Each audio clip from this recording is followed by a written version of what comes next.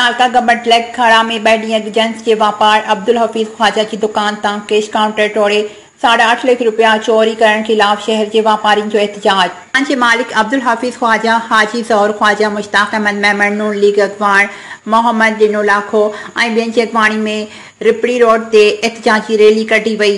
Rally में शरीक शहरी अबलवा पुल ते पहुची धरणो हणी वेही रहिया। हुन मौके ते मुज़ाहिरीन खड़ा पुलिस खिलाफ सख़्त नारेबाज़ी कई। मुज़ाहिरीन जो चवणु हो त CCTV ज़रिए चोर जी निशानदी बावजूद भी पुलिस को बि तहरीक न कयो आहे। हुननि मुतालबो कयो त वाक़ई में मुलविस चोर के गिरफ़्तार करे रक़म वापस कराई ॾिनी वञे। ॿी सूरत में शटरबंद हड़ताल कई वेंदी। रैली दौरान रिपड़ी रोड ते वाक़ई दुकान पिणु बंदि कराया विया। नुमाइंदा सिंध धरती न्यूज़ अली राजा तालका गंबट।